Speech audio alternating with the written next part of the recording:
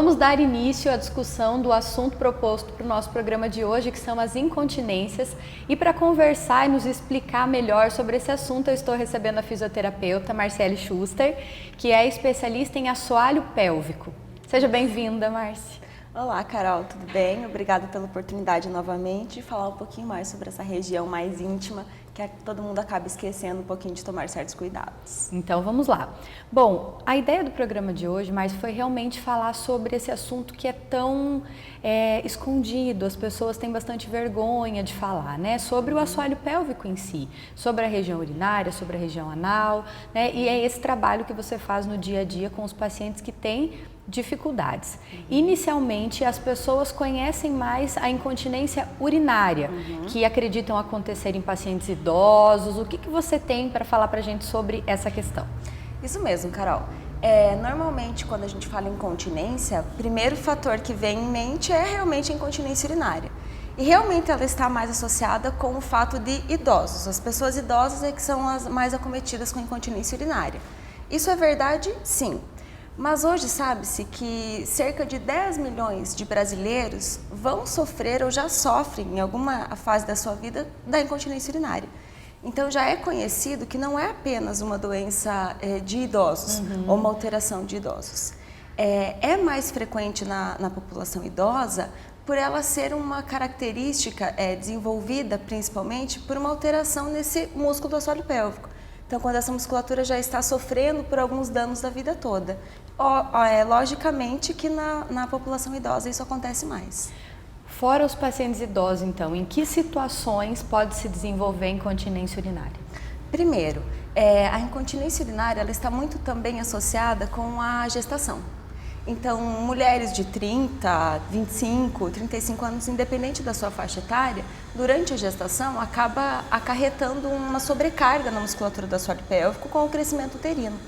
Automaticamente associa-se também com algumas alterações comportamentais da gestante. Então ela toma muito mais água do que ela tomava antes, o que acaba desenvolvendo em alguma fase um aumento da frequência urinária, que ela já pode às vezes associar com uma incontinênciazinha urinária. Entendi. A incontinência urinária também ela pode ser vista, principalmente na idade mais jovem, com um não esvaziamento correto da bexiga.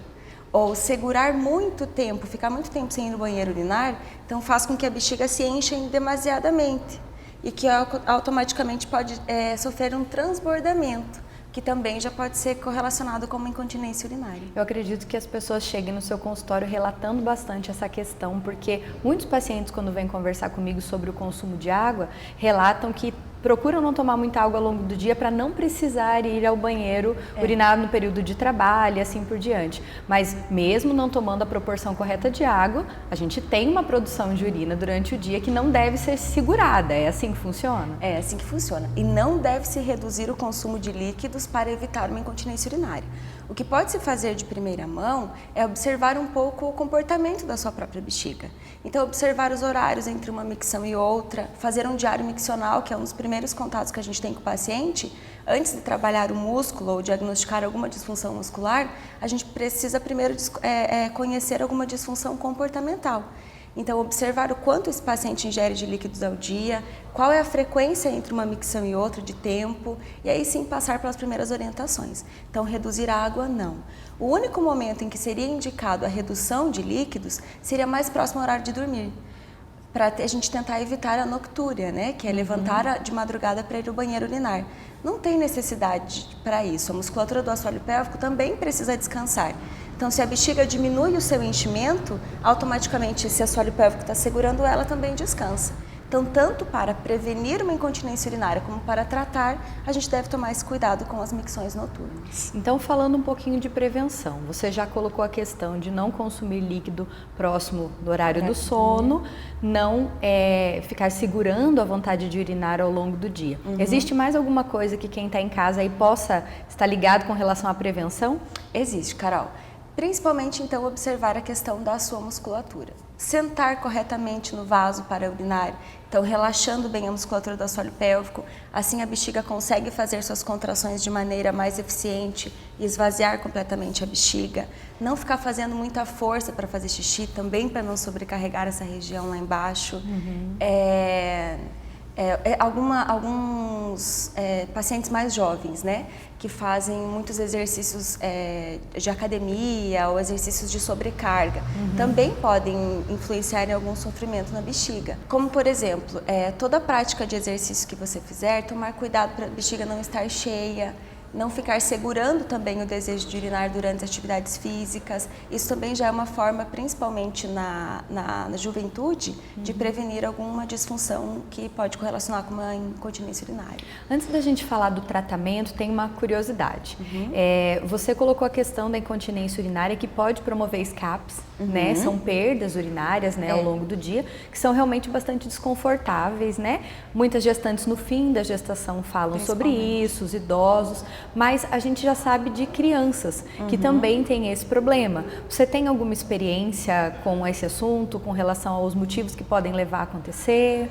Tem, Carol, tem sim, a gente tem alguma experiência sim. Eu não diria, na verdade, que a criança ela teria uma incontinência ou uma insuficiência, na verdade, a não ser quando ela tem mesmo uma alteração patológica, já mais degenerativa.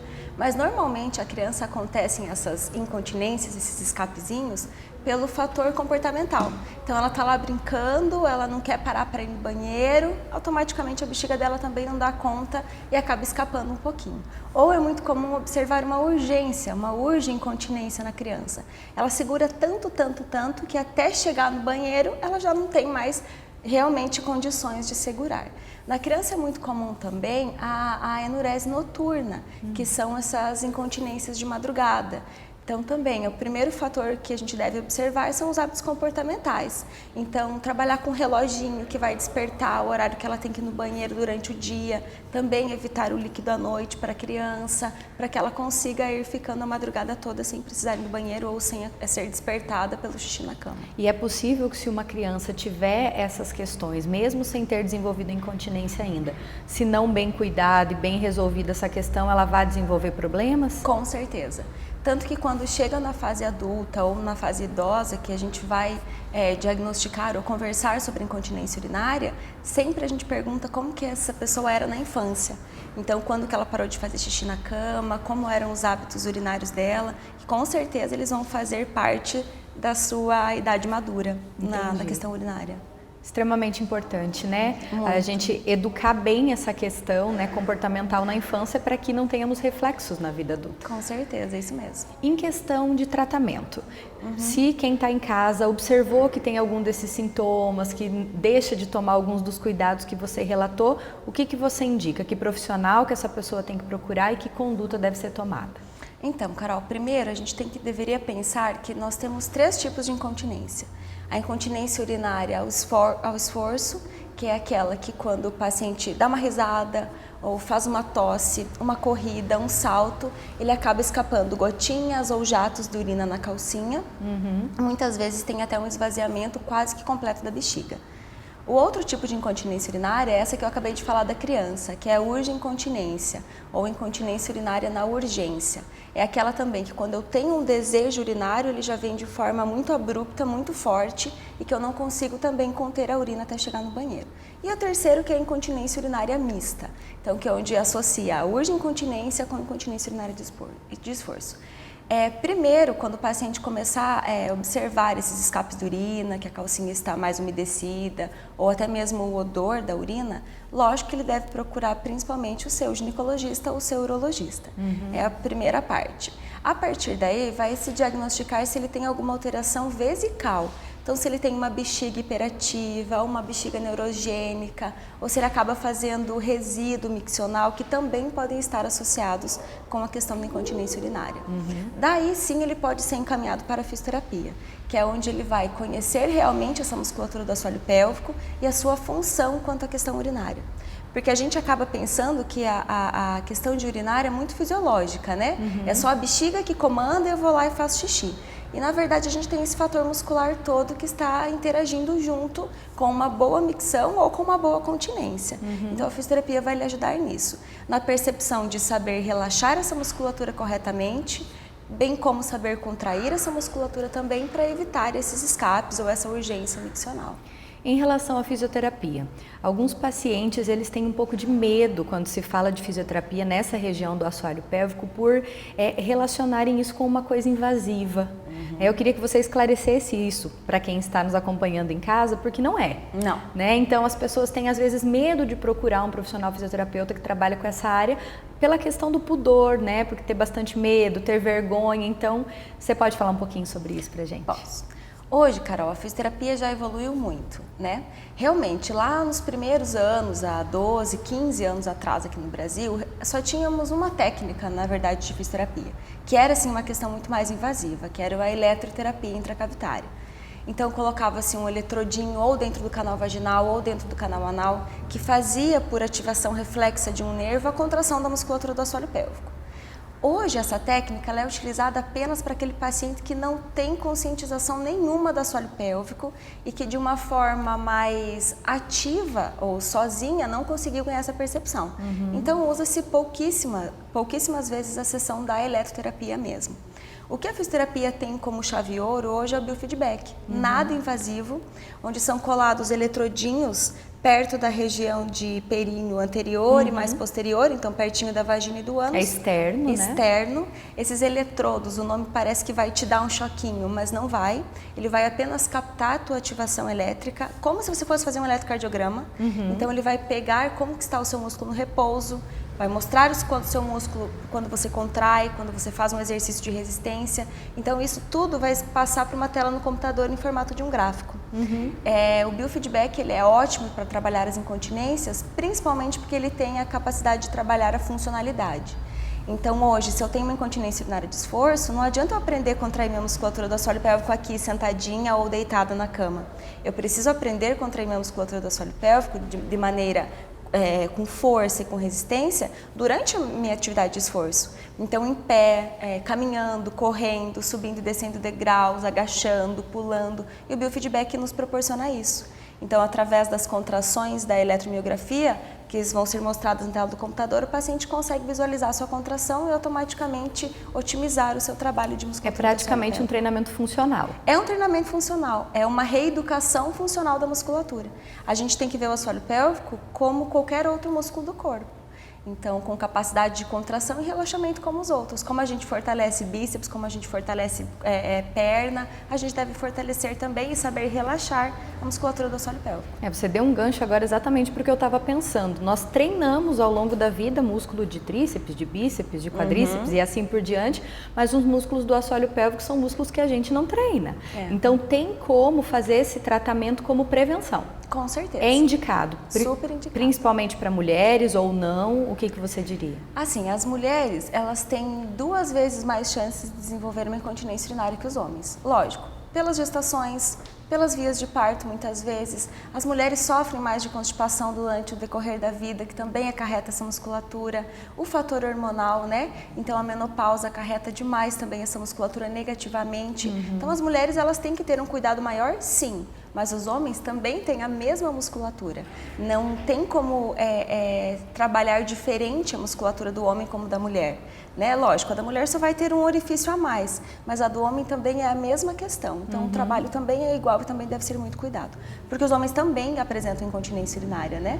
Principalmente depois de alguma alteração de próstata, ou muitas vezes que faz uma retirada, né? Uma cirurgia da próstata, que pode desencadear depois também uma incontinência urinária, uma disfunção erétil. O mais importante aqui, eu acho que é desmistificar essa ideia de que os problemas do assoalho pélvico não possam ser tratados, né, de forma menos invasiva, que as pessoas têm essa opção.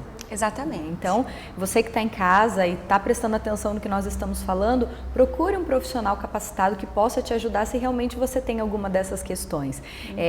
Trabalhando junto contigo, eu sei que você trata de pacientes que muitas vezes dividimos, né, nos consultórios, que trazem essa dificuldade por anos, sem saber da possibilidade do tratamento da fisioterapia, e ao iniciar o tratamento rapidamente tem um bom resultado. Né? Então eu acho assim muito especial a gente poder passar essa informação para quem está em casa e não conhece, né, esse tipo de tratamento que hoje em dia faz diferença realmente na vida das pessoas que têm esses problemas. Né? Com certeza. Nós temos muito assunto, Márcia, mas para encerrar esse bloco eu só queria finalizar esse tipo de incontinência falando de um detalhe da alimentação. Nós sabemos que não existem alimentos que vão estimular a formação da incontinência, mas nós conversávamos até antes de iniciar o programa que as pessoas têm que ter, enquanto estão no tratamento da incontinência, ter bastante cuidado com o consumo do tipo de líquido ou de alimento que consomem no dia a dia, para não ingerir muitos alimentos diuréticos, né? Então, cuidado, você que está em casa, com o consumo de chás diuréticos enquanto está fazendo o tratamento, chá de hibisco, chá de cavalinha, de gengibre, o abacaxi. Tem mais algum alimento que você pede para os pacientes cuidarem? São os alimentos mesmos mais ácidos ou mais cítricos, né? O chimarrão também, às vezes, não só a questão do chimarrão, mas daí faz o chimarrão com um monte de chazinhos. Isso. Acaba aumentando muito também a frequência urinária, que não é muito legal durante o tratamento da incontinência. Fica aí mais um pouquinho, que eu não vou deixar a Márcia fugir. No próximo bloco nós vamos falar sobre incontinência fecal. Até daqui a pouco.